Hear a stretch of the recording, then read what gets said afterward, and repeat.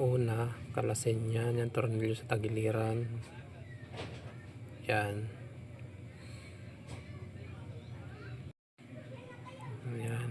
Pati yung washer na yan, alisin din yan. Yan, pati yan. Yan, tornilyo yun sa yan, nasa ilalim.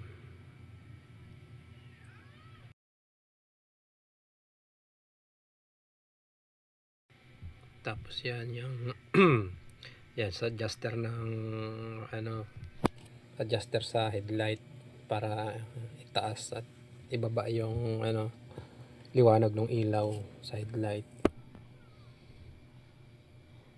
Adjust ko na yan, ipinabawasan ko, pinagrinder ko. Kaya ako yan kinalas.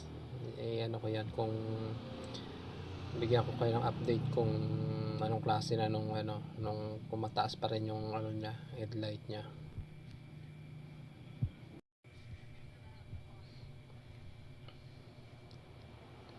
Yan. Tapos bubukahin lang yan. Bukahin. Yan. Pag nakalas na yung mga tornilyo. Ano ba yun?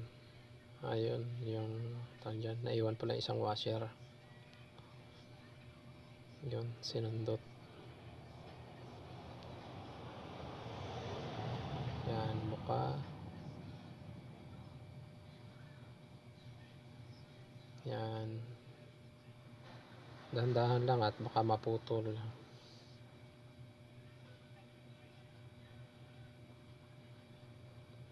Dahan-dahan lang.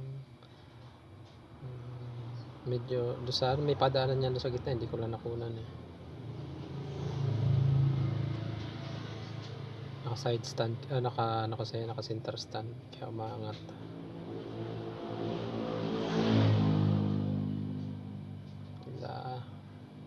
Ingat-ingat lang, baka mabali eh.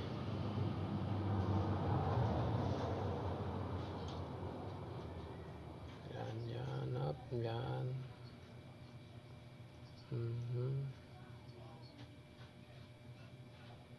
Hindi ko na siya kinat para makita nyo kung gaano siya katyaga alisin, kung gaano siya katyaga. Pero nung pangalawang ko madali na eh. Doon ibinaba ko yung gilid na yan. Doon pinadaan sa gilid yung sa pagitan nung doon sa singit yung niya, ano tawag doon?